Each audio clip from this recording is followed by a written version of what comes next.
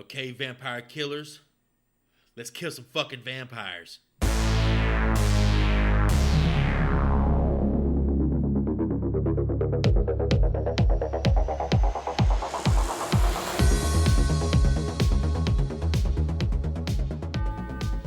Rib for her Somebody pleasure. likes genital warts. Her pleasure. Somebody's like. What brand of rubbers are you buying? Like Leprechaun cock or something? You've had a Rough Riders.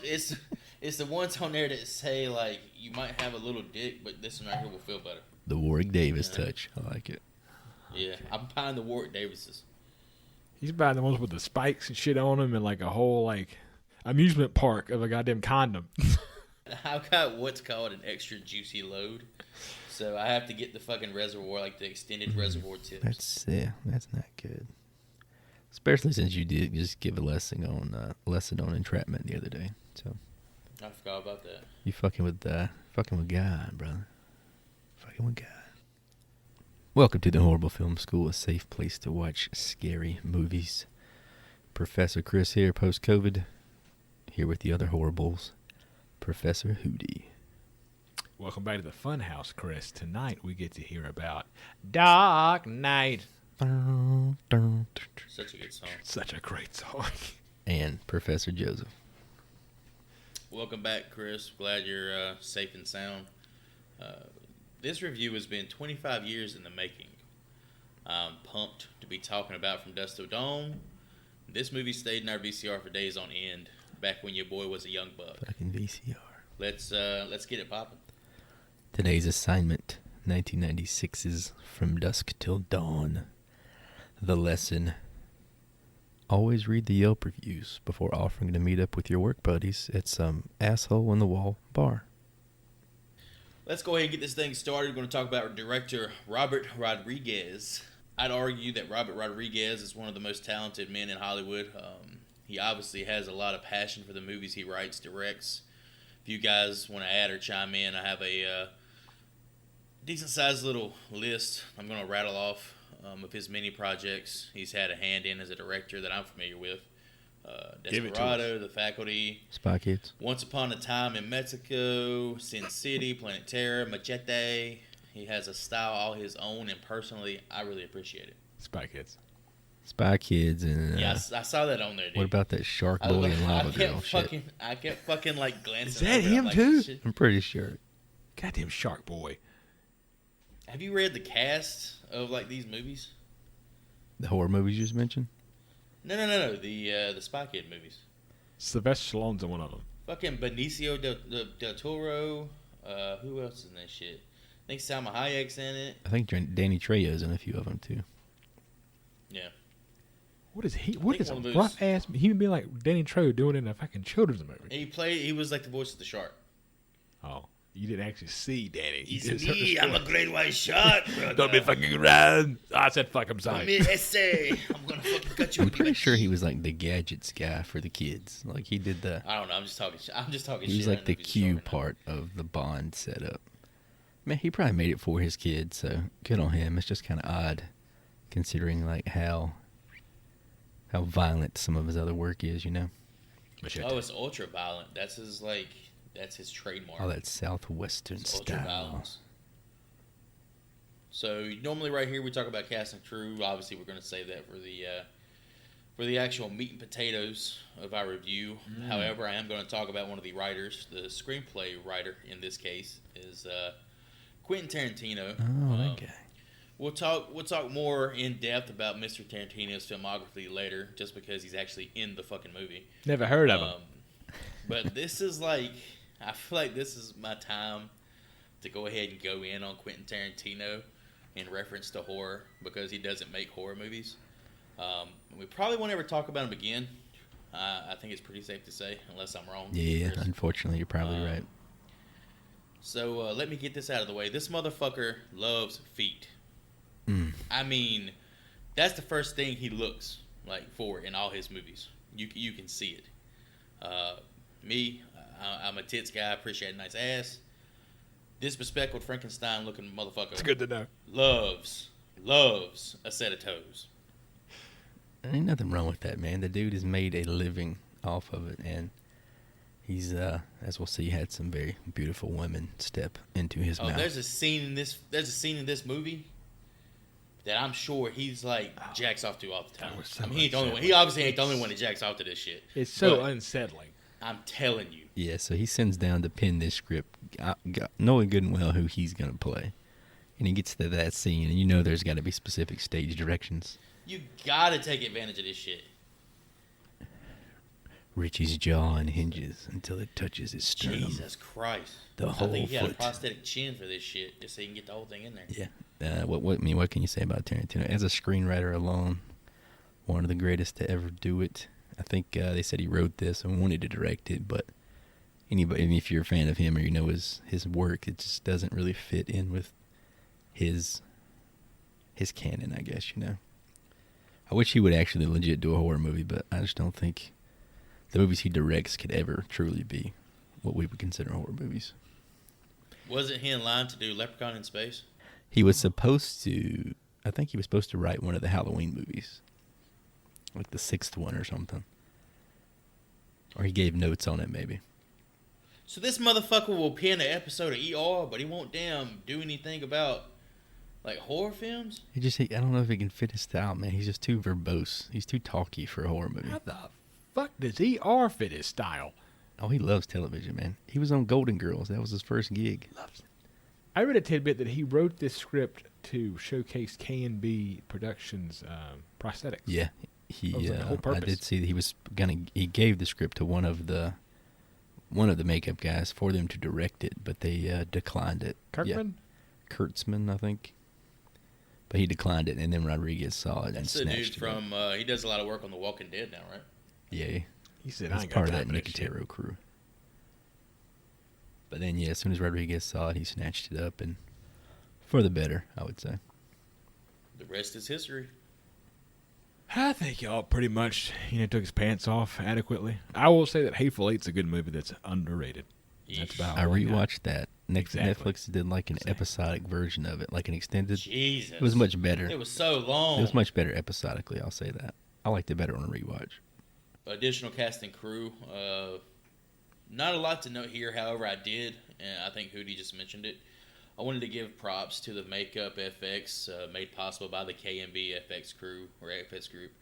A big reason for my love of this movie as a teenager comes from how awesome the creatures looked. I definitely feel like these guys and gals are worthy of special recognition for their work here. Yeah, a lot of the transformations, even now, they hold up pretty well, I would say.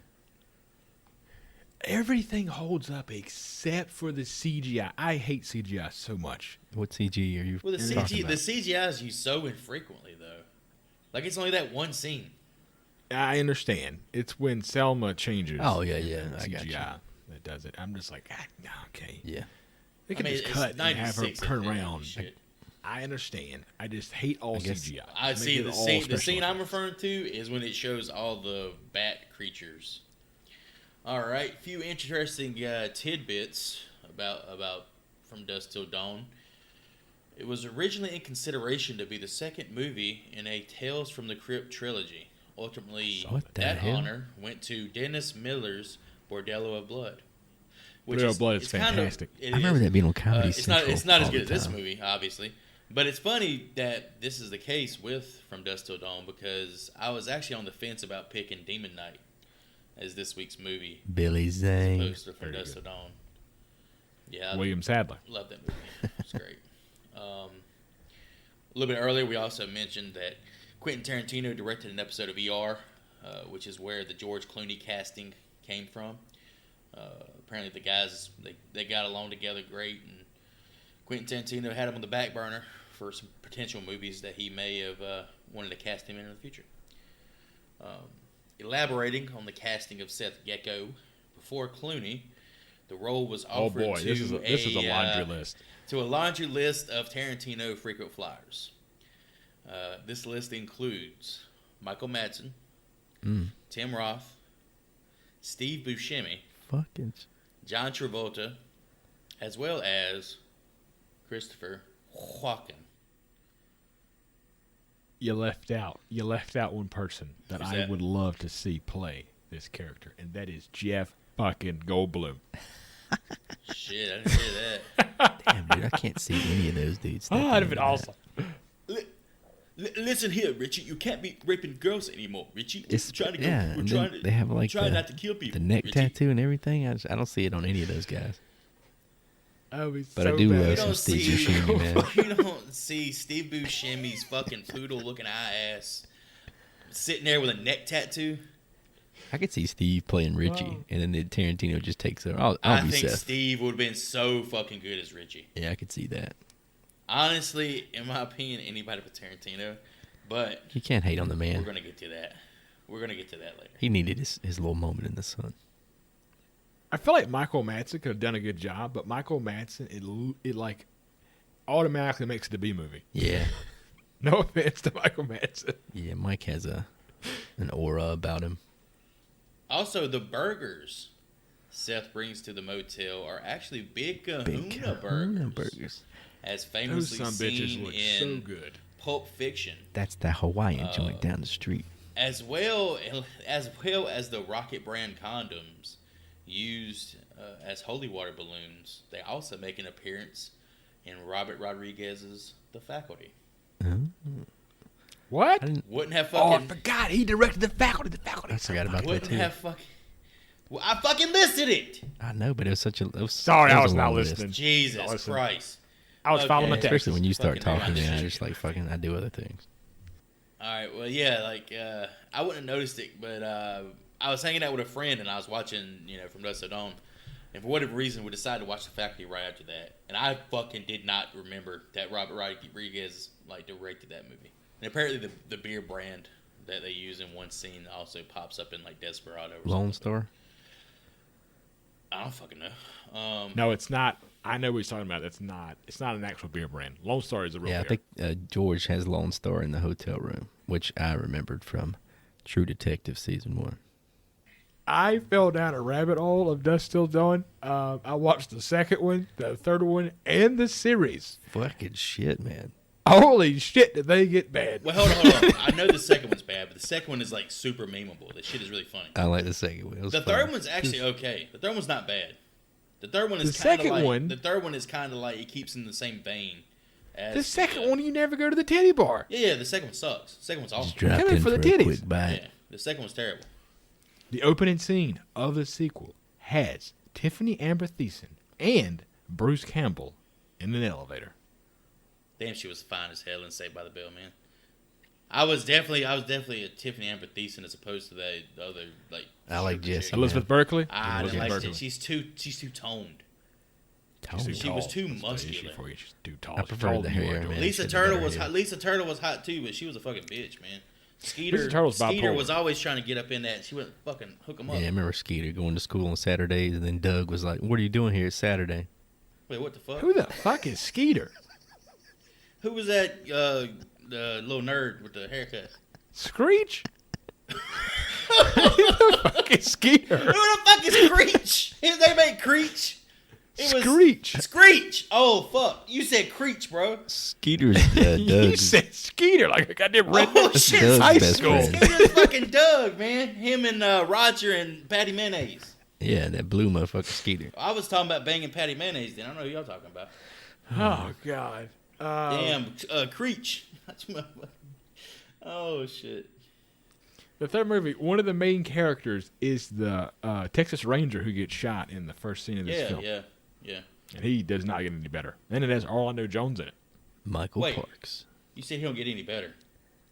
His acting is god awful in the third one. Like god awful. Acting's great in this. It is pretty good. I'm saying it doesn't get any better. Like it's just peak. He He's peaked. more of a he has more of a featured role in that third movie, right? Yeah. Yeah, he's it in shows. it quite a bit more. All right, Ramblers, let's get rambling. Let's take a bite out of 1996's From Dusk Till Dawn. Well, your best better get a hell of a lot fucking better, or you are gonna feel a hell of a lot fucking worse. Everybody be cool. You be cool. Our story begins at a hole-in-the-wall gas station / liquor store called Benny's World of Liquor near the Texas-Mexico border. It's here we meet Earl McGraw, a regular who also happens to be a Texas Ranger, played by Michael Parks. Suffice it to say, Mr. Parks has been in a metric shit ton of movies, but it's the Rodriguez-Tarantino movieverse I want to discuss. Michael Parks plays this same character across several other movies as well, namely Kill Bill Volume 1 and 2, as well as Death Proof and Planet Terror. You don't see character continuation like this in movies that aren't direct sequels or prequels, so I thought it was definitely worth noting as a neat bit of lore. To think all these movies take place in the same universe, I'm sure that's a YouTube rabbit hole that would suck you in real quick. It's also in Benny's that we're introduced to the store clerk, Pete Bottoms, played by the oh-so-talented John Hawkes, who our listeners may know from Eastbound and Down, Deadwood, Rush Hour, as well as this movie about killer That's where I knew gorillas him from is Deadwood. and Diamonds of Zinj and Sesame Cake. I can't quite Sesame remember the Cake? name of it. Sounds like Congo. That's fucking Congo! Congo. Congo alert! Doo, doo, The doo. lost city of Zinj. Well, he was also Yeah, in he's, Winter's Bone. He got an Oscar nomination for that. So the man can. Hey, but I've never seen that. I'm not going to talk about that. I have. We've all seen That's Congo. too. Chris, That's you too fuck. good. Winter's Bone is too good of a movie to fucking watch. That's Jennifer Lawrence's debut. Fuck that. I actually got a couple of funny quotes I want to throw in here for a friend of mine from Rush Hour, if you guys don't mind. From Rush Hour. Rush Hour. John Hawkes was in Rush Hour. Oh, okay. $50 million? Man, who you think you kidnapped? Chelsea Clinton? And I got another one right here. Whoa. Huh. Yeah. What is it good for? Absolutely nothing. Sing it again, you all. It ain't you all. It's y'all. Jackie Chan.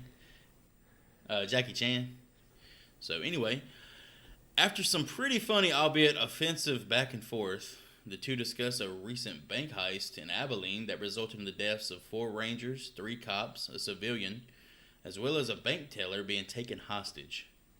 You're just going to skip over the fact that he's made me a goddamn mongoloid. I'm gonna let y'all just go in on it. If you got it queued up, if you got it, got that ball on the tee, knock it out of the park. I think one of the memorable lines for me, here's the exchange. Isn't there a law against retards serving food to the public? Well, if they ain't, it ought to be. She should have hit that boy on the head and sold the milk. Sold the milk. He's talking about selling that titty milk. Yeah, Here's the real question: have y'all ever bought titty milk? Is that a real thing? Like Working at the an pawn shop, Amazon there's a black market for titty milk. male or female? Wait, what? What titty does it have to come out of? We don't have a cow. We got a bull. We got a bull. Got him again. But yeah, they go pretty hard back and forth here, disparaging this poor mentally challenged man trying to run a restaurant all on his own. And motherfucker don't know rat shit from Rice Krispies. Damn, y'all. Pretty good. And microwave food kill you faster than a bullet. This is just great fucking Burritos dialogue. ain't You can good. tell Tarantino wrote this. Oh, yeah, I didn't it's know it, fantastic. obviously, as a kid, but you can tell. He's always looking off, though. Is he reading? Nah, I think he's just playing it cool, just being a badass big dick sheriff guy. Okay. Or state troop. What is he? State. And He's a some- Texas Ranger. a He's ranger. drinking a beer while talking to the clerk. Yeah.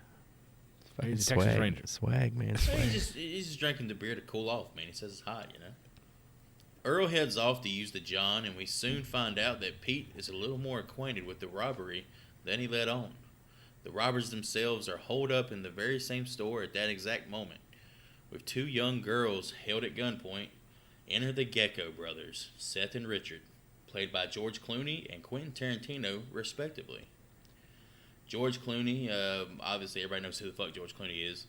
ER, the Ocean's Trilogy, Perfect Storm, Batman and Robin? Batman Forever. Batman Forever. And Robin. Batman And Forever is Val Robin. Kilmer. Wait, what? God. Sorry. Batman So you Forever is Val fucking Kilmer. moron, you just ruined this whole thing. Sorry, I thought of the nipples. The nipples got me. Those hard fucking nipples. Fat nips. And as I alluded to earlier, Chris, I'm going to leave talking about Tarantino to you because I know the regard you have for the guy as well as the chub he gives you. Was there anything else you want to add on Tarantino's filmography? Yeah, I mean, it's hard pressed for me to say anything about the man that hasn't been said. He's one of the top 5 directors of all time. I don't think anybody can argue against putting him in the top 10. Maybe the most famous screenwriter ever, considering the fact that most people know the things he's written as opposed to the things he's directed, even though they're one and the same. Very quotable, very original. The guy who worked in the video store clerk in L.A., became a big shot in Hollywood, makes all the good, cool, badass movies we know. The Kill Bill 1 to 2, Pulp Fiction, Reservoir Dogs, just hit his 30th anniversary. He's just a great fucking writer. Weird looking guy. Wanted to be an actor, as you can tell from this movie. I don't think he quite got there, but the man is talented. He knows movies and Hollywood better than anybody. And it shows with this awesome screenwriting. This guy's the most natural fucking ear for dialogue. Or not even natural. Just the coolest dialogue you hear in any fucking movie is usually written by Quentin Tarantino. What a way to introduce these two characters, too, man. This is fucking ER George Clooney you see in for the first time, coming at you with a gun with like this teenage hostage girl. So definitely a big swing for him, considering we all knew him as the lovely doctor on TV. It's really funny too. I forgot to mention earlier. This is actually the first screenplay Quentin Tarantino was actually paid to write. Oh, yeah, you read the rest on spec, right? Yeah, he wrote it and sold it for the hefty sum of $1,500. I'd say 15. Yeah, that's nuts. Shit. This is after Pulp Fiction too. So I didn't really even look up the numbers this movie grossed, but I think it was like to spawn 2 sequels as well as a TV series. It had to make its money over, several fold. Oh yeah, no doubt I that think at it all. made $56 million at the box office. For a fucking vampire movie. Yeah, especially in mid-90s.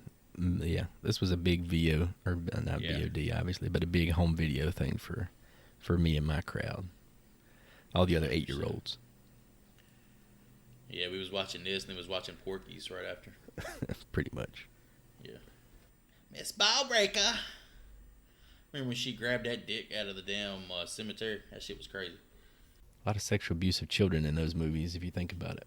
Yeah, because they're all like high school age. Yep. Those are different times. It was funny then, man. It was funny back in 86. I apologize. We need to retract. This movie was made for $19 million, and it only grossed U.S. I'm sorry. It only grossed worldwide $25 million. Yeah, this is definitely a home video success, I think. Yeah, exactly what I just said. Home video success as well. Oh, man. And cable, as we all know. Shit played on cable a lot. It played on cable. Back when that was a thing. Every time it played on cable, I made sure to find me a secluded area where I could watch it by myself. It's going to be a dark night. Damn. Was that because you were studying the film, Drew, or you were trying to learn the craft? I was studying a certain scene. I was seeing how much lotion I could use. Really trying to figure it out, huh? Yeah. So, after some pretty terrifying threats, the brothers return to their charade of browsing the wares just as the Texas Ranger finishes draining his lizard. His words, not mine. Just as Earl is about to leave, Richie blasts the Texas Ranger's brains all over Pete's face and puts 2 more in his chest for good measure. Claiming the clerk was signaling to the lawman for help, he shoots Pete in the shoulder and argues with his brother over the chaos that has ensued as their temporary captives escape. Mr. Bottoms, having survived his gunshot wound, opens a safe behind the counter and pops Richie in the hand as the brothers attempt to leave, kicking off a pretty intense firefight that literally leaves the gas station, as well as poor Pete Bottoms in flames. Title card, Dark Night. Such a dark night. But yeah, the whole shootout sequence, that always cracks me up, even as a kid, because he pops Richie in the hand. Of course, Richie's this fucking overzealous psychotic, which we've established early on in the movie. But then Seth comes at him blasting, and he's walking forward, blasting his fucking gun, and they're shooting at each other and missing, and they can't be 3 feet away from each other. They're terrible shots, man. They're terrible shots. These are the worst fucking criminals ever. And then you get John Hawkes catching a flame, which is another pretty cool sequence where he says, "I'm gonna count to 3, shoot the bottles behind him," because he's got all the alcohol set up behind him. Oh, yeah. Cool fucking setup. I never said help us! They got shot and then burned alive. Yeah. Talk about a tough day. And then his building blew up. I mean, during the opening credits, a song called Dark Knight is played by the Blasters. And while watching this movie, I thought that it was the Kentucky Headhunters who were singing this song. So, Imagine that. Who are the Kentucky Headhunters? the Kentucky Headhunters they were big in the 90s. They did songs like Milkman and Jump Rope. Milkman's about a song about his dad was a milkman. He was fucking the people around the... They got a song called His Black dad Knight. was fucking the milkman, you said? Yep. That's weird. That was Milkman. He was like begging all the housewives. Anyway. I got you. Hey, they bring me the milk. I give them some milk before they leave. The Dark Knight was such a good song. Back in the LimeWire days, I actually had this downloaded via dial-up, this song. Yeah, I remember you like dancing around your underwear talking about Dark Knight, and you was just fucking going. Hot air hangs like a dead man. Hey, Joey, what are you doing sitting in the corner when you watch the movie with your back to motherfucker me? be in the damn closet pretend to be a vampire just staring at me and shit. From I'm just a laying white there. oak tree. I'm like laying in bed, and I look up at the closet, and he's got his head poking at the closet, just looking at me going, People sitting on porch ass thinking how Thinking things how used things to be. used to be. It's a dark night. I heard somebody in the closet say, "You're going to lick the shit from my boot heel." Your name will be Spot. Welcome Oh, to man, slavery. This movie is so fun. Yeah, I see this shit a lot. The brothers find safe harbor at a ratty motel in the middle of nowhere, and we learn that they've kept their female bank teller hostage from the bank heist in the trunk of their car this whole time. Leaving her in the care of his brother, Seth leaves to scout the Mexico border and has set up a meeting with his contact in El Rey. Poor Gloria, man. Do you want to watch TV? Come, Why don't you come sit? come sit on the bed in the room. Yeah, just sit on She the should bed have in knew the room. something. His motherfucker Hey. said, "Take your shoes off." Hey, take your shoes off. Take your shoes off. He's yeah. like, he's sitting in the bed with his shoes on. It's like, all right, you don't really give a fuck about what the maid's I got picked up. up on that too. You don't give a fuck about the maid right now. Something else is going on. You want to sniff my feet, man. I know who you are. Boy wants a toe in his mouth while he's watching a movie. What's Yeah, wrong but with damn, Gloria's toe. You know, Gloria been standing all day in the damn taking people's money and shit. You know her feet. that? She had you know what? the bank teller You know she- pantyhose on. You know she got the fucking bunions, bro. Her face looked like she was wearing a mask. I don't know. Her face freaked me out. Because she was crying because she was Her face terrified looked for like her she was a life, Hootie. football player in her early Yeah, life. football player. She looked like a linebacker. Y'all She some looked- heartless fucking bastards. And then Richie found out how much of a fucking linebacker she was, boy. But that face, Damn. she looks like she's been in one too many fucking pie eating contests. Leave this poor fucking woman alone. He's got 6 little friends who can run faster than she can. And they can all run faster than you. The Clooney, Such good see the thing dialogue. about the He's so Clooney in good. this movie is the Clooney is so fucking great. It makes the Tarantino look really fucking awful. Yeah. Because Clooney is on fucking point in this movie. Driving in the car to the hotel, and Tarantino's looking at the hole in his hand. He takes a swig of like Jack Daniels and then spits it into his hand. Why didn't he just fucking pour it on his hand? Improv, bitch. It looks so much more badass if you like, if you know, let's say you like have a cut on your finger, right? It's so Right, much more yeah, I'm there. badass if you just put the Neosporin on your tongue and lick And the then fucking fucking wound. It looks so much more badass. I mean, you're by yourself looking in the fucking mirror the whole time you're doing it, but it's not like you're being recorded. But you know, in your mind, it's so much more badass. Well, you know he did it as like an improv, and Rodriguez was like, "Cool, Quentin. When I put Thanks for this coffee, $1,500 That script." makes sense. When I put coffee creamer in my coffee in the morning, I take a big swig of the creamer. I just fucking spit spit it right into the fucking coffee. That's how I bathe. Honestly, That's I'll just how squirt I like do bath that soap in shit. my mouth and just fucking spit it on my loofah. Hey, I was watching. I was like, "What the fuck just happened?" I think Robert Rodriguez is like just too. He's too nice and he's too much of a friend to Quentin Tarantino to tell him not to do things in the movie. At a restaurant close by, the Fuller family eat lunch while they discuss their trip through El Paso. The family consists of Jacob the father, played by Tarantino favorite Harvey Keitel, Taxi Driver, Reservoir Dogs, Pulp Fiction, The Irishman, to name a few of his credits. His daughter Kate is played by the lovely Juliette Lewis of Natural Born Killers and What's Eating Grilled with Grape fame. And Scott, his adopted Asian son, Just who Scott. we never fucking hear from again. I didn't know if you boys realized or not, but in the opening credits it says introducing Dude, he got a that guy. fucking did notice introducing credit on From Dusk Till Dawn. Never saw his ass ever again. Introducing and saying they goodbye are- to. At the end of the movie, farewell. That's all, whatever his folks. name is. Kill my career, Kate. Kill my career, Kate. In memory of. That'll be at the fucking end in the fucking movie. We learned that Jacob used to be a man of the cloth, but after the death of his wife, he's lost faith as well as his love for God. They decide to bunk up in a motel for the night, as apparently sleeping in an RV sucks ass. I gotta stop you. I busted out laughing when the daughter asked her father, "What would our mother think?" And he says, "Nothing. Your mother's dead." Your mom She's dead.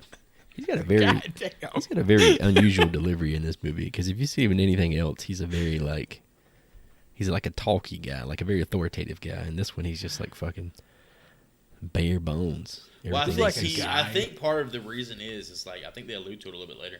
He's like a recovering alcoholic. The guy, he's already like on edge. I think throughout the movie quite a bit. Just like a man talking about his dead wife. Nothing. Your mother's dead. She's dead. And he had kind of a weird accent going on too, but I digress. Did we mention John Saxon, who we saw pop up on the tube here? Yeah, but Jesus, there's so many people in this fucking movie. I can't. I'm Think just I gonna got throw so it out excited there. for John Saxon. I'm just too. gonna throw it Yeah. out there. I appreciate the fact that old Johnny Saxon got 5 minutes of B-roll footage put in here. And too. Pete Bottom's picture on the news was awesome. Yeah, holding up like the swordfish or whatever it holding was. up that bass, boy. He got that bass, about an 8-9 pound bass. I saw that. He was happy as fuck. He looked like Joey when he got this on VHS back in the day. Seth returns to the motel, greasy hamburgers in hand, to find Richie watching the door, gun in hand.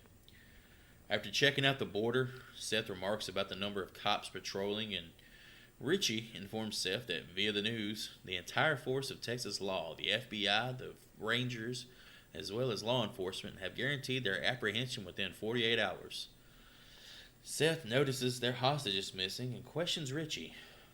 Opening the door to the bedroom, Seth finds She's the in, body of the bank teller. She's in there. She's in there. She's in the room. What's she doing in there? I don't know. She's in there. He's so fucking creepy, dude. Yeah, he's super creepy. He's super creepy. Creech. He's like Creech from I think Saved I'm by the on Bell. fucking. I'm thinking about Creech, man. I can't get over this shit. He reminds me of that Skeeter motherfucker. He's Rich- dead, by the way. R.I.P. Yeah, he died of cancer. It fucking What's sucks. Creech think about it? Nothing. Asshole He's cancer. dead. He had, worst a, kind. he had a big dick. That's what they say. Hey, well, ain't that something to be dead with? Hey. Richie, who we discover is a rapist as well as a sexual predator, tries to plead his case for why the woman is dead, but Seth knows how sick and depraved his brother actually is. Nasty fucker. So we only know that Richie raped her because Seth said he did. Her blouse is like undone too if you look in the background image.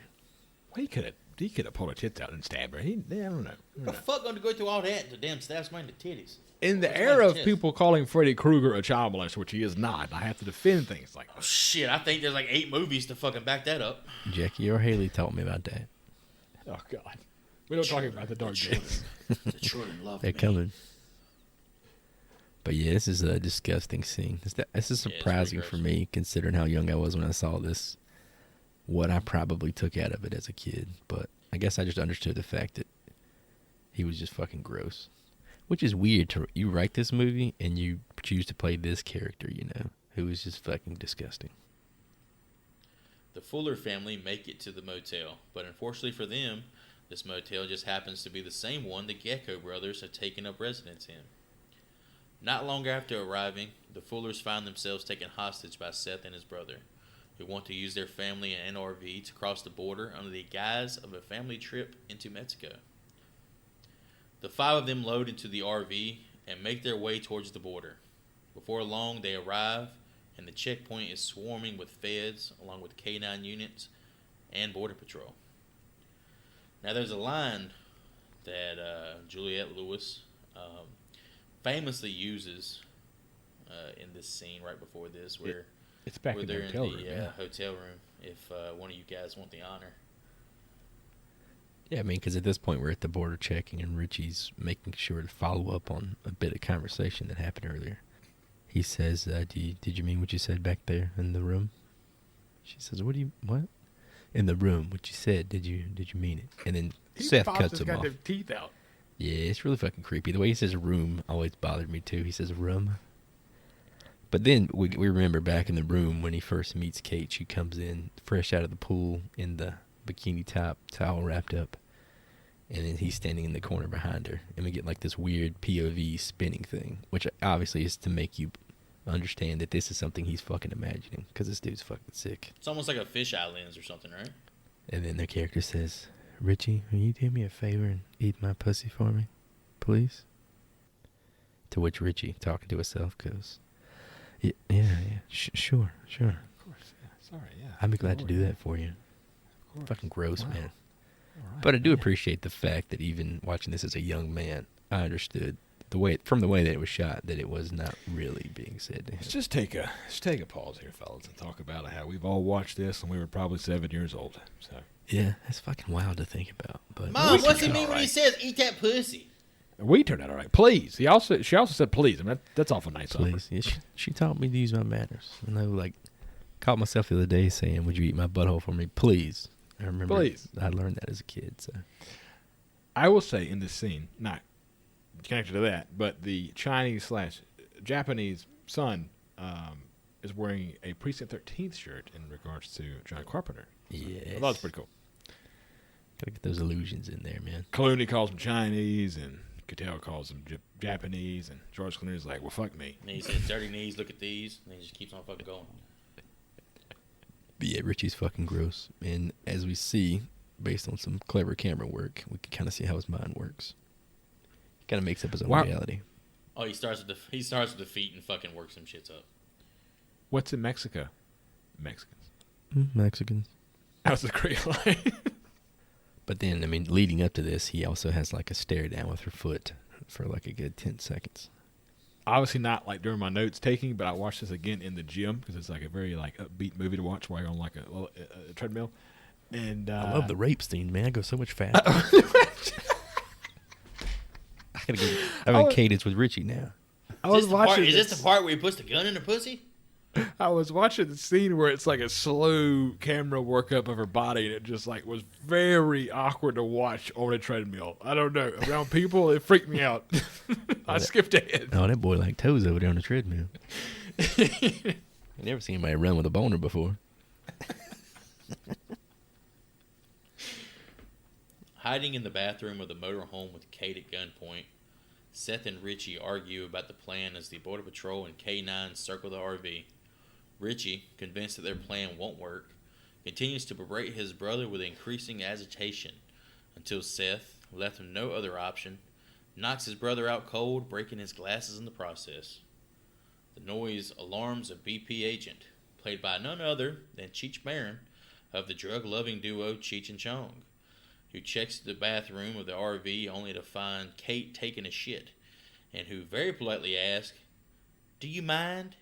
Shut the fucking door, please." The BPA reluctantly closes the door and clears the ragtag group for entry into Mexico, none the wiser. More creepy fuckers, man. Poor George Kate. Clooney runs to the back of the bus, grabs the son by the face, and says, "We're in Mexico, you little piece of shit." I think that part right like there it. is fucking improvised. Because the Asian kid, once he stops rubbing his face, looks scared. And then he like steps down and starts rubbing his head like, it's okay, little Asian guy. It's okay. I'm winning an Oscar, buddy. You take this.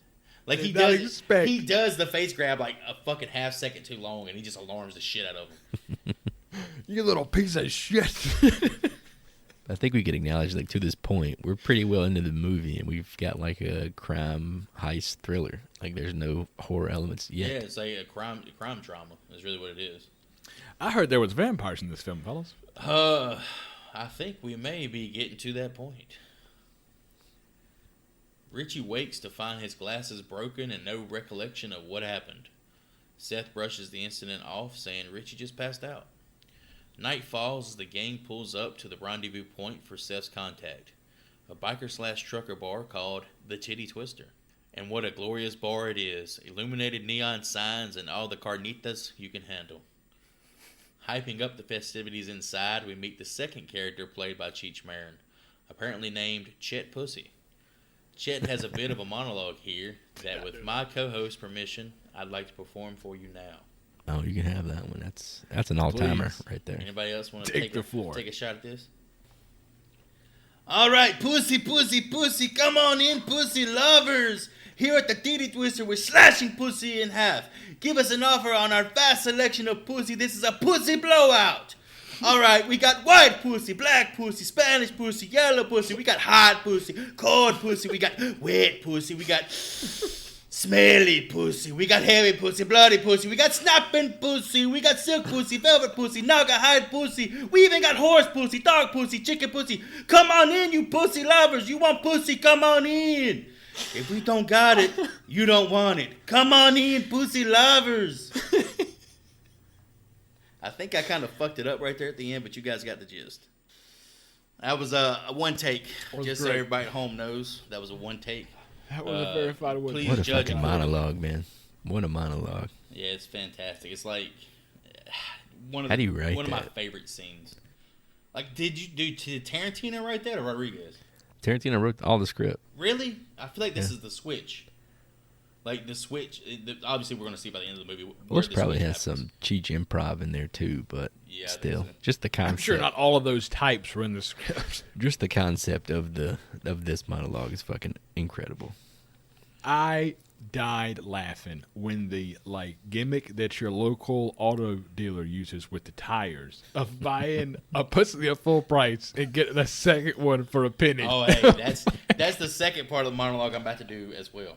Okay. I'm not leaving that one out, trust me. Okay. So, before the group enters the bar, Seth briefs them on the situation. His contact, Carlos, is going to meet him at dawn as the bar closes. So the plan is to hang out until the meeting can take place, at which point the Fuller family would be free to go. And with y'all's permission once again, I'd like to finish the second part of MC Chet's speech, if I may. Do it. Attention pussy shoppers, take advantage of our penny pussy sale. If you buy one piece of pussy at the regular price, you get another piece of pussy of equal or lesser value for only a penny. Try and beat pussy for a penny. If you can find cheaper pussy anywhere, fuck it. Dude, this What is equal or lesser value? It's Was so a great fucking line. good. I don't know how he said all that shit without laughing. I don't know if you could ever consider Cheech Marin a serious actor. However, he fucking killed that.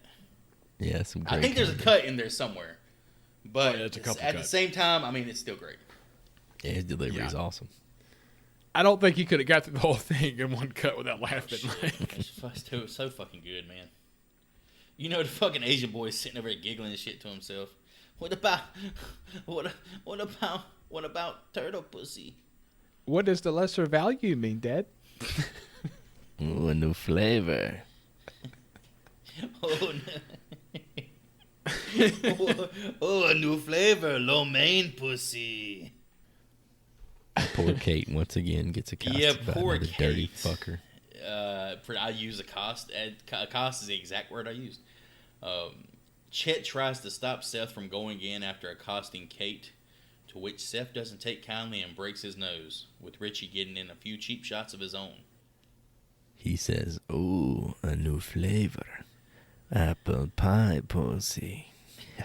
It's actually, I think your fucking accent is way better than mine. Yeah, he's fucking disgusting. And again, we see Seth is the only person not related to Kate that doesn't treat her like a fucking piece of apple pie pussy.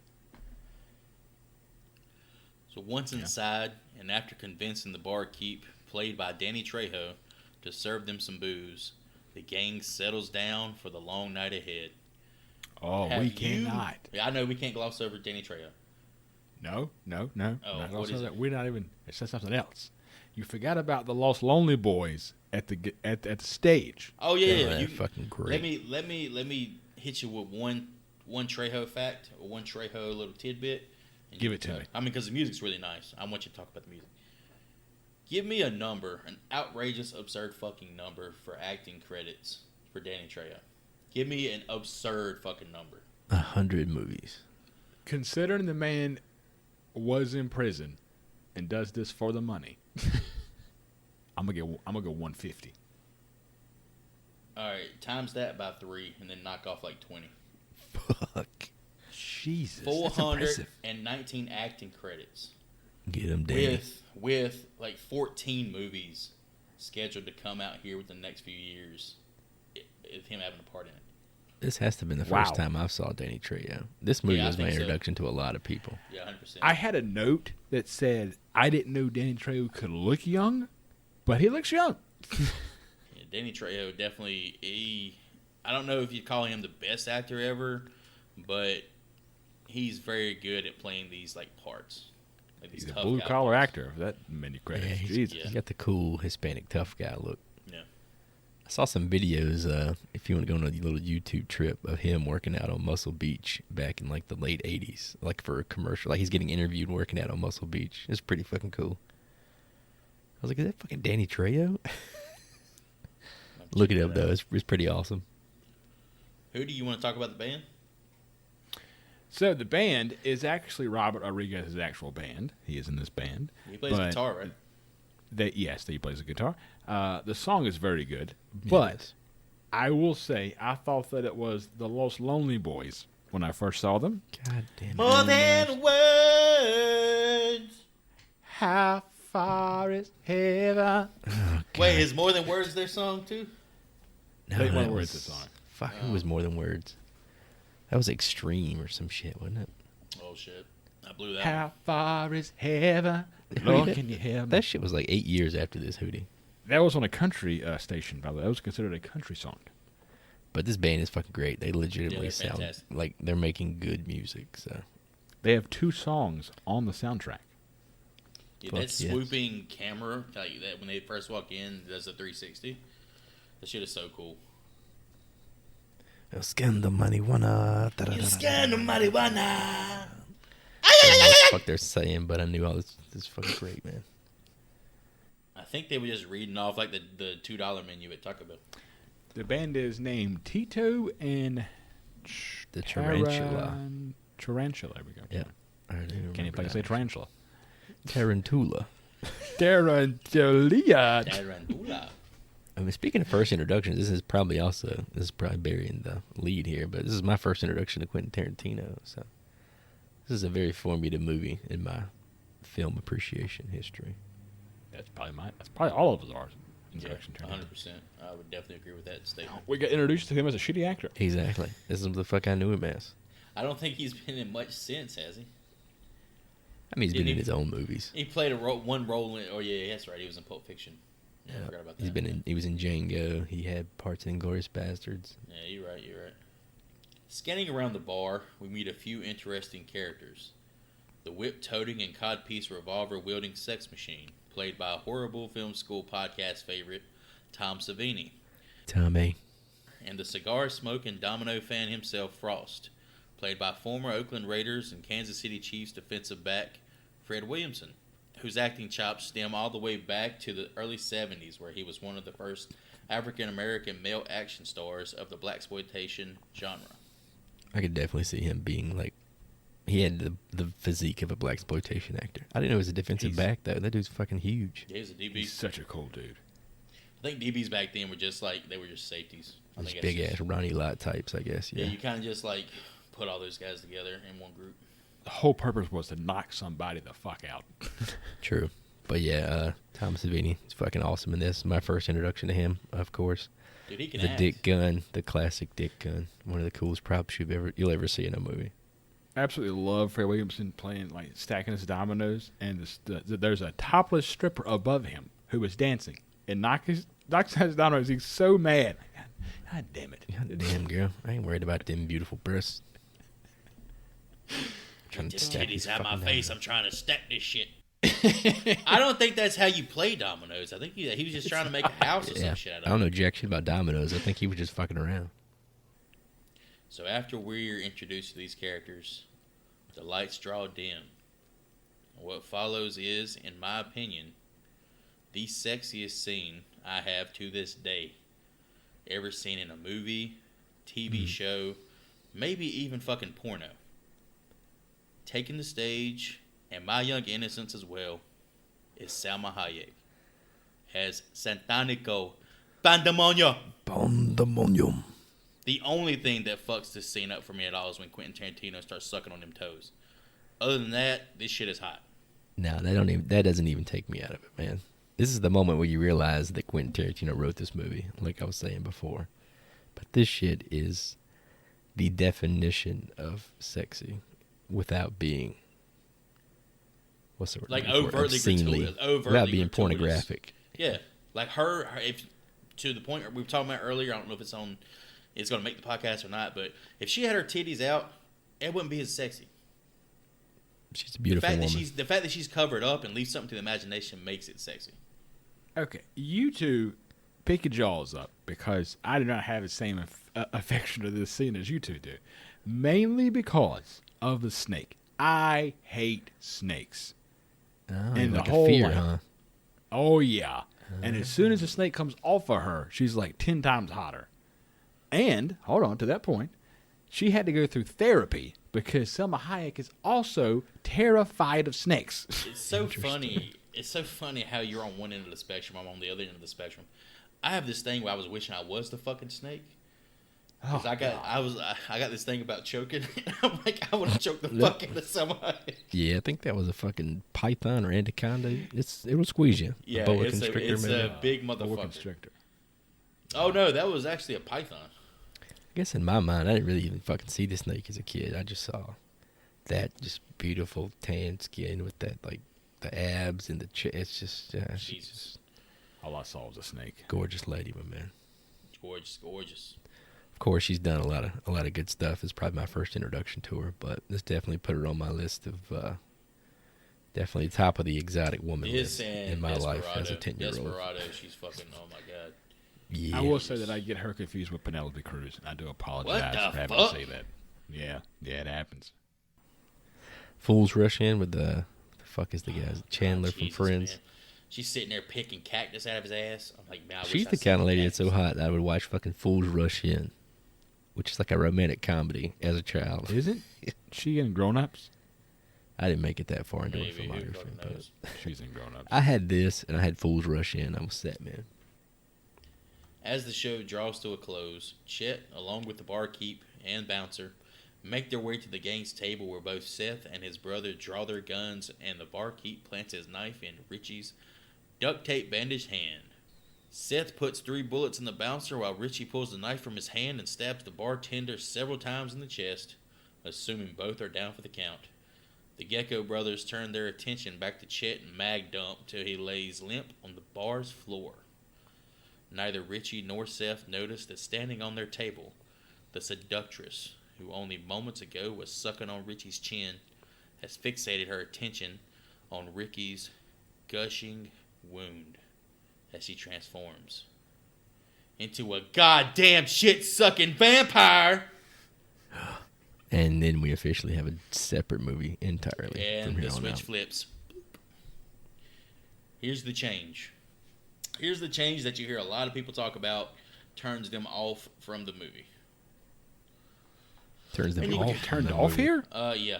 This is when it becomes a horror movie. Once we start reading some of the reviews and stuff here in a bit, and we're gonna have an example. Okay. I got the JR sense of business is about to pick up. Yeah, it's pretty much full speed from here on out.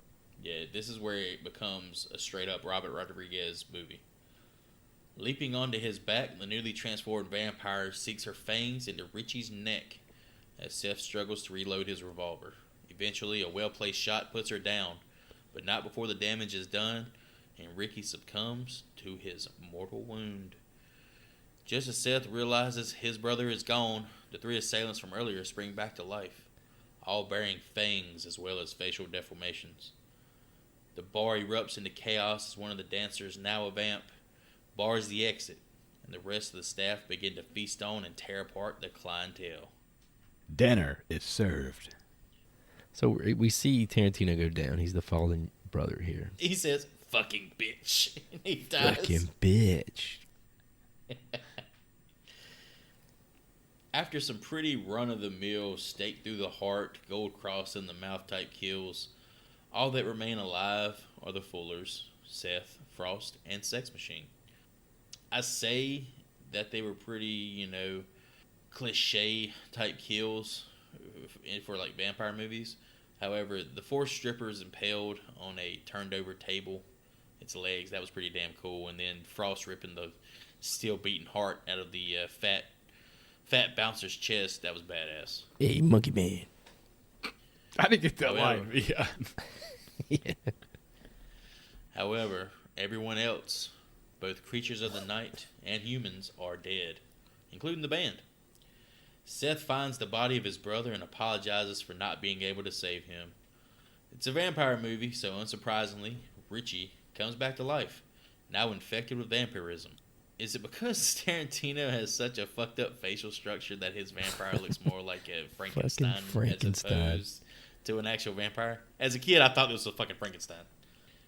I will say that I'm glad that they wrote the script to where Seth takes him out. Like, there's no, he's my brother, we gotta kind of thing. He delivers a line here in a second that I want to repeat. That's actually, it is very well written and conveys their relationship perfectly. So Seth, after coming to terms with what he must do, hammers a stake into his brother's chest, granting him the peace in death that he could not give him in life. Just as things seem to be calming down, thousands of bats descend upon the titty twister, and the customers who weren't torn apart begin to spring back to life as bloodsuckers. The survivors make their rounds, staking those who come back and those who have yet to turn. Almost borrowing a trope from zombie movies, Sex Machine is bitten in the process of this extermination and hides his wound from the still living. I got so pissed off during that scene. That he got bitten? Yeah, because he's such a smart character, and that was just like a dumb thing for a smart character to do. I don't know. It felt forced to me that each character got to say their one little piece about how to kill a vampire. After some character exposition, Sex Machine, now fully a vampire, latches on to Frost's back and tears into his neck as well as Jacob's arm. After a struggle in which he kicks everyone's ass, Sex Machine charges Frost, who launches the newly turned vamp through a wooden window. The window bursts to splinters, and the bats flood the bar as Frost himself turns. Seth, Kate, and Scott find refuge in a storeroom where the freight of all the trucks left at the bar is stored. Frost turns super fast. It can immediate. I think it's because he's so damn big. He did get a neck. He had bit in the neck, though, right? Versus the arm. So. Yeah, you see how chunky his neck is, though? He's got all neck chunk. But it's going to get to, the heart quicker. That story about Frost about Nam was awesome. I think here in a second, though, we're actually going to realize it was all bullshit. Jacob bandages his arm behind the bar, hidden from the creatures. Having rediscovered his faith in God, Jacob fashions a makeshift cross out of a bat and pump shotgun, and makes his way to the storeroom amongst a sea of gnashing vampires. Once inside, Jacob and the crew begin to dig through the items and put together an arsenal of vampire-killing tools, such as holy water guns and condom balloons, a crossbow, and a gas-powered jackhammer modded with a wooden stake. They begin the cleansing of the bar, taking out the demons left and right until Sex Machine decides to rejoin the fray. Seth decapitates him with his own whip, of course, but his body transforms into a rat werewolf, or a were-rat. What was that? A were-rat? I say were-rat.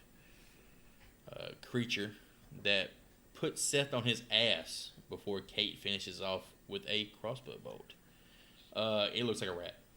It's got a giant fucking tail. It looks like a rat in the face. So what the fuck was he, like a werewolf we didn't know about it, who got turned into a vampire or some shit? Clue. I think that was just like Robert Rodriguez being like, it can't just be vampires, dog. We got those. Oh man, we got like $10,000 more to spend on effects. Let's just throw this shit in here. It's I was so cool. What just happened?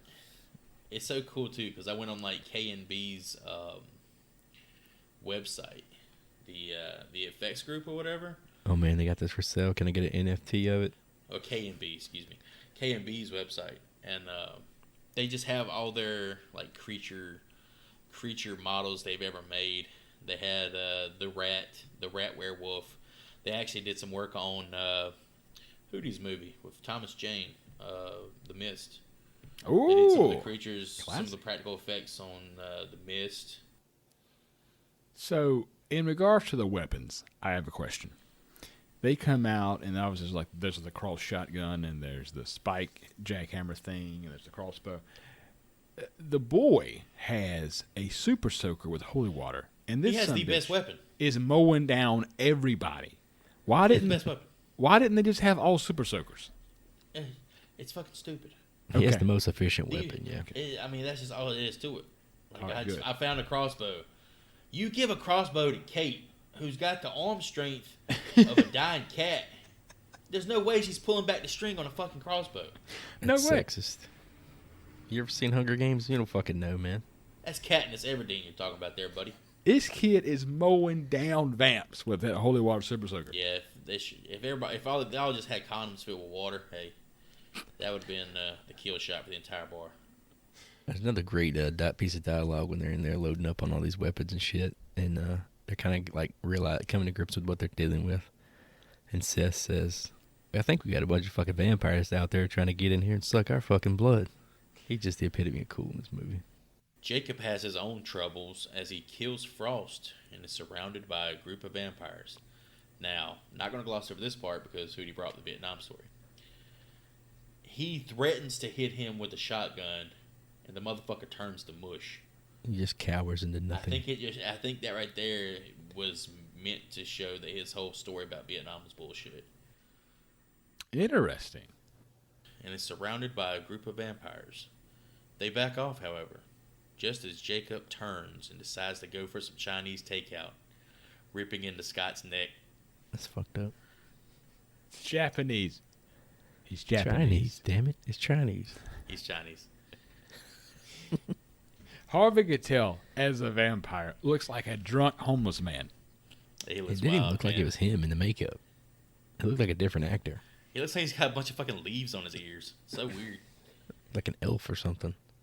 When the main actors turn into vamps, like they turn into whole other people, apparently. Tarantino, Sex Machine, Harvey Keitel. Scott wrestles him off and puts a bullet into him, ending Jacob's new life, just as Scott himself is swarmed.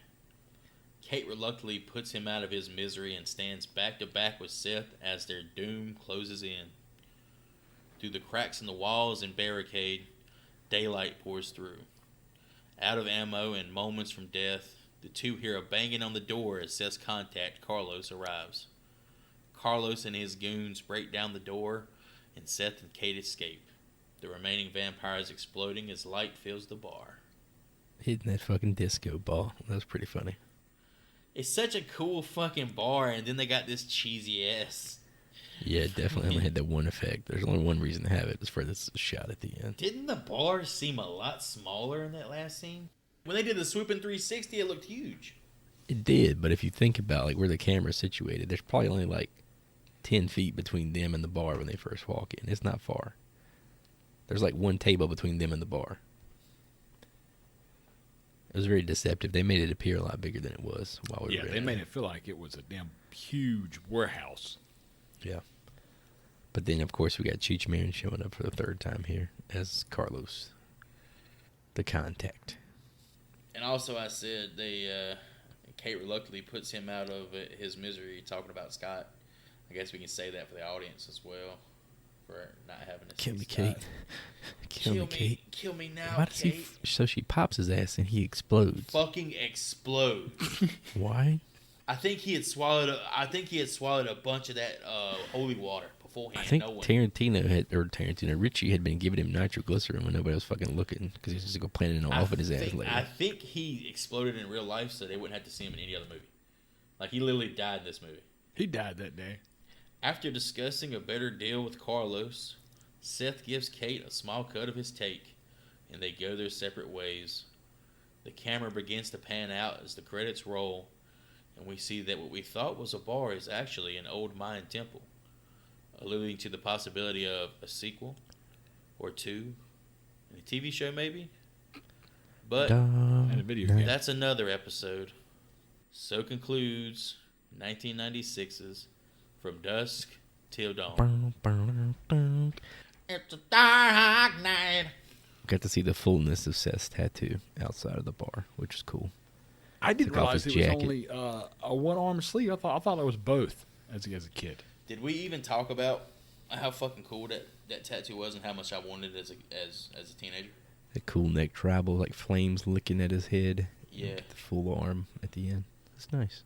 Obviously, if you have one of those tattoos now, you're a tool. But at the same Yeah, time, 100%. it's like Does not age It was well. Back definitely then, that it shit was a was so product of fucking cool. 1995. yeah, it was awesome. For the guy who got it in 95, who was listening to the show today, we're sorry. Two things. At the end, George Clooney has an awesome line of, I might be a bastard, but I'm not a fucking bastard. But I ain't a fucking bastard. And what is she supposed to do in Mexico by herself with a handful of cash? She can go back home, right? No, she don't have a family. She doesn't have a family. Her family's dead. Her How can mother's she afford the dead. mortgage on that damn little bit of $30 he gave her? She could drive back to the U.S., though, is what I'm She saying. can't even afford didn't have gas stay to in get home in Mexico. that big ass RV. She ain't got a license. He gave her like $5,000, right? What's she gonna do at the border when they say you ain't got a passport?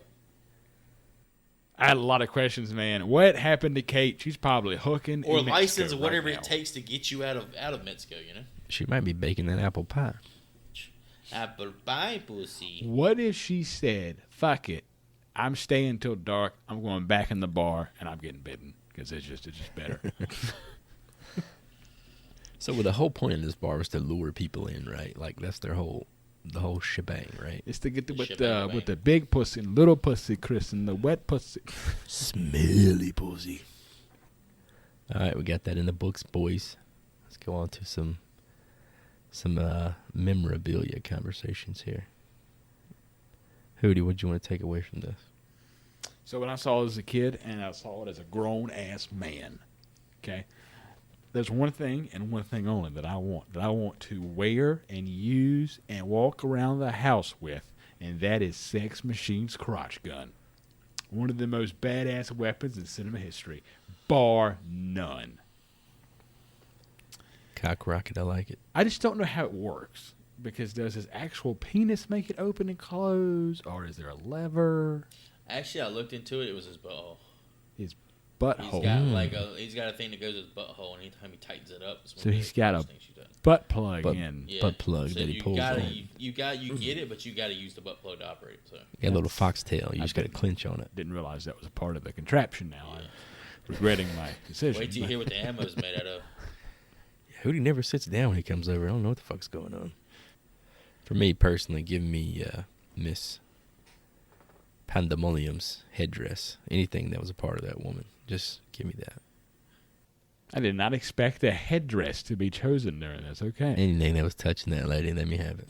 It's pretty cool. Okay. I need that giant albino Burmese reticulated python. oh, Uh, God. But What's wrong I with need That's, it. that was Joy's nickname in high But school. there's a caveat. I need it right after the scene with Salma. I mean, I want to have it right as she takes it off. Otherwise, I don't want it. It's got to have some sweat on it. Are you going to lick this fucking snake? This week's fan reviews, once again, come by way of IMDb with a perfect 10 out of 10. Dub for life. Hails this as greatest movie ever. Yes. He's got some weird cadences in here in this review, so just bear with me. This is the greatest movie ever. Best one-liners. Great dialogue. One of the only vampire movies worth watching. Clooney rocks. Tarantino did a great job writing the movie, and Salma Hayek. Salma Hayek. Half-naked Salma Hayek. Need I say more? I can understand why a female wouldn't appreciate the movie. It's definitely a man flick. Men, enjoy the movie. Greatest movie, in my not-so-humble opinion. The storyline actually works. The actors all did a great job, with the exception of the Japanese kid, Scott Fuller. Damn. His acting abilities are This almost guy's as getting bad fucking wrecked. as- His acting abilities are almost as bad as Keanu Reeves. Fuck. Juliette Lewis, Clooney, Tarantino, the guy that played Jacob Fuller, and Cheech Marin. Need I say more? Cheech Marin was hilarious in all his parts. If you find cheaper pussy anywhere, fuck it. LOL. Great movie. great dialogue. Damn, is this Great over writing. yet? Jesus Christ. Watch this movie, buy this movie, know this movie. Know this movie. So that's our 10 out of 10. Fuck 10 out of 10 yeah, for bro. the Win review by Dub for Life. And on the other end of the spectrum, user Alugine gives From Dusk Till Dawn 1 star and elaborates in their review titled As Useless and Overrated as Adam Sandler's Career. Fuck.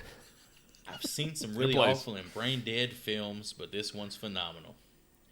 Starting with an unclear but intriguing premise, it ends up veering off into a cheap Disney ride for bad acting and cliches. Not only was this done a million times before in some form or another, but even the worst of them were better than this high school home ec project that, shockingly, didn't end the careers of more people. Only Juliette Lewis, who was the most talented of the bunch, disappeared into oblivion. For anyone who thinks this is anything more than a poor sci-fi channel after-school special, you seriously need to get more out of life than collecting your navel lint. Not surprisingly, the last shot of this painful waste of talent is the cheesiest looking, painted, matte shot created since Earthquake, where Ava Gardner and her career drowned simultaneously. I'm thinking of suing Netflix for offering me this DVD. Damn. DVD. This is back in It's the day. a fucking old review, man. When they got the DVD offerings. So, with all that said, we're going to stagger these a little bit because I think Chris and me have a similar opinion on this movie. I think Hootie does as well, but we're still going to stagger it. I'll go first, get mine knocked out, then Hootie, then Chris. All right. This movie is a very strong B for me. Definitely a nostalgia trip, and I'll admit that really makes me want to push it into A territory. That and Salma Hayek's gyration helped turn me from a boy into a man. That should be good enough for at least one letter grade bump, right? Used to watch this with Chris at least once a week back in the day. I would argue this is one of George Clooney's best performances, if not his very best. The acting is stellar, aside from Ernest Liu and Tarantino. Don't get me wrong, the dude's a genius, but doesn't belong on the screen. The practical effects are everything you want in this type of movie. The soundtrack is superb. The dialogue is perfect. Which being written by Tarantino himself, we expect nothing less. The switch the movie makes halfway through, this is the make or break point for most people, and for me it's what makes the movie so damn memorable and unique. On par with The Lost Boys in terms of vampire horror and horror in general, this is the type of movie I feel this podcast was made for. If there are any negatives to speak of, one could debate that the second half of the movie is quite a bit weaker than the first, with it almost seeming like a Tarantino-directed first half and a Robert Rodriguez directed second half. This isn't a knock on Robbie Rod at all, as I enjoy his catalog, but the change is noticeable and a big turnoff for a decent number of people, according to some reviews. Obviously, this is one of my all-time favorite movies, and maybe after this review, it'll be one of yours as well. Having not seen this film in many years, I forgot what to expect. The beginning of the film sets up the Gecko brothers as ruthless killers trying to flee the country, and by the end of the movie, somehow, I found myself rooting for them. Or at least, Seth Gecko. Also, I really enjoyed Harvey Keitel's character and his battle with losing his faith in God, only to need it in the end. One hell of a ride, and always loved seeing Tom Savini and Fred Williamson. I did not go over how much I like Fred Williamson in this movie, but love the guy. I give From Dusk Till Dawn a solid B, just like Joy. So this has been a part of my life since the day it was released on VHS. So a fresh take is probably going to be a bit of a challenge. You remember back in the day when that VHS had previews before the movie? This is the type of shit I watched so much I could quote the damn previews. And watching the trailer with you guys the other day, every scene and badass quote was still fresh in the old think meat. The movie is just fucking cool. Something I knew even as a kid, before I even understood the concepts of Tarantino and screenplay. The premise is unique, and the movie damn near writes itself. Clooney is as badass as he ever would be. The practical effects are perfect for the tone. It's quotable as fuck. And Salma Hayek changed the definition of sexy. to a younger version of myself. So in honor of that woman, I will kneel and worship at the feet of Santanico Pandemonium. I'm going to give this a B+. All right, with our opinions behind us, let's go over some audience score for Rotten Tomatoes here. Recap our guesses. Joseph went with a 70%. I did an 80%. Hootie, an 82%. I give it the respect it deserved. And with our new 5-point cushion here, we're going to reveal the actual score as 76%. Good God. Boom, Oh, shit. your boy. 4 points off. Damn, you got to pick it. We get to pick again. I gave it too much credit. This system feels Yeah. rigged. I haven't picked anything since Thanksgiving. You're That was a welcome. good pick. Everybody loves Thanksgiving. It's all right with it ball in my court here. I'm kind of torn. I've been going over a few things here. I always like to do a blind spot when I get these opportunities. And I think we've learned over the past 20 episodes that you guys seem to be more into like the effects, creature feature type Oh, stuff love than I creature do. Shit. Creature. I'm usually more of the slasher psychological guy. That's So- alright. As long as it ain't haunted house shit. So in an effort to please you guys and to rectify one of my blind spots, I'm going to say we should watch The Fly, a movie I have no recollection of. Now, is this Jeff Goldblum's The Fly or the one before that? Of course, I'm going to go with Jeff Goldblum's The Fly. I'm turning into a Brundle Fly. Cronenberg. So Okay. That fucking movie's so good. I'm a gold bloomer. It's a very serious movie. And Gina Davis is fucking hot, dude. That she something is. I definitely need to rectify. So Weird connection. I know Gina Davis from a child in Stuart Little. She was hot in Stuart Little. So I would say Beetlejuice for me. What's that movie with Samuel L. Jackson where she kills everybody? The Long Kiss Goodnight. Yeah, I remember The Long Kiss. damn, what a Goodnight. title for a movie. So yeah, let's check out the trailer for The Fly from 1986. Now on Blu-ray. I think Ooh, you're from making the a Scream mistake. I think Factory. you really want to talk to me. Sorry, I have 3 other interviews to do before this party's over. Yeah, if they're not working on something that'll change the world. See, you who's know. got the better hair right here? They say they Gina are. Davis or Goldblum? Yeah, but they're lying. That's a very feminine haircut. Even to the imagination. Oh Human God, teleportation, no! To the molecular imagination. decimation, breakdown, and reformation is inherently purging. Where our greatest Ah. creations meet our deepest fears. Something went God, I wrong. miss this guy doing When you went commercials. through, something went wrong. Is that a fucking camcorder over there? Are about to go beyond. State's hanging Beetlejuice. out. Beetlejuice is where I first remember her. 'Cause I think I saw Those Beetlejuice weird before I hairs saw that were this. growing out of your back, I had them Oh. analyzed. But they were definitely not human. Was that a vagina? How scared and angry and desperate he I've got hairs like that on my back. Nice person too when you saw her socially.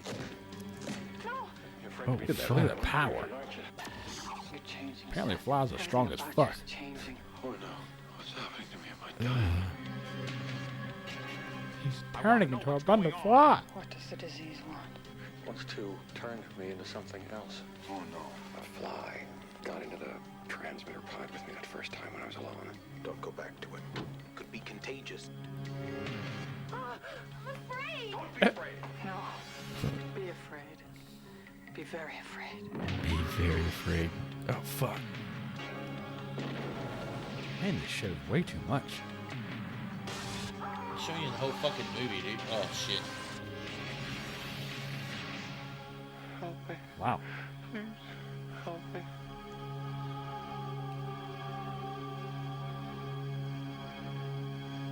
Very, Goldblum is so fucking good, man. Oh my very God. serious movie.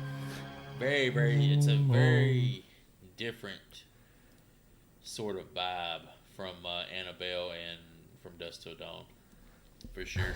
Just a little bit different from Dusk Till Dawn. Just a tad bit. Yeah. Definitely less Yeah. pussy. Throw a little bit of prestige in here. If you want Yeah, I got Brundle Fly pussy. to. Ooh, that's the best. Alrighty, with the trailer and the books, let's take a guess at these Rotten Tomatoes audience scores. I'll go first since I picked this bad boy out. I'm thinking this is a 70%. All right, since I got such a hard fucking cock for this movie, I'm I'm going to go with a nice fat 80%. Oh, I'm going to Price is Right your ass, and I'm going to go with a 78. Alrighty, good folks. Thank you for listening. You can find us on damn near any podcast platform. Check out the socials on the website, horriblefilmschool.com. Subscribe and follow to spread the love. Leave your reviews on Apple Podcasts and Spotify. Get them 5-star reviews out there so we can feel like 5-star podcasters. I'm going to use this sign-off to offer my support to women trying to make an honest living down at the Titty Twister. A girl's got to eat, and if these fuckboys are throwing cash, eat 'em up. Eat 'em up. Eat 'em up. Love it. Protect the sex workers. Good for them.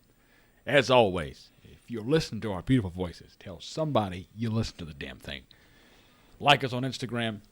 We're very active on there for the most part. And if you find yourself listening to the show and going, hey, I want to really do a deep dive into the Dusk Till Dawn series, don't. Stop with this one, enjoy it, love the ride, and then stop your goddamn self, because I did it, and it's not worth it. And with that, I'm going to get to rambling. Thanks for all the listens, the follows, the likes, the downloads, all that stuff. We really do appreciate your time and your attention. You guys rock, each and every one of you. Thanks for putting up with my potty mouth and our potty sense of humor. But it's going to keep coming, so, keep that in mind. But yeah, thanks for stopping by, and we look forward to the next episode where we take a look at The Fly. Class dismissed.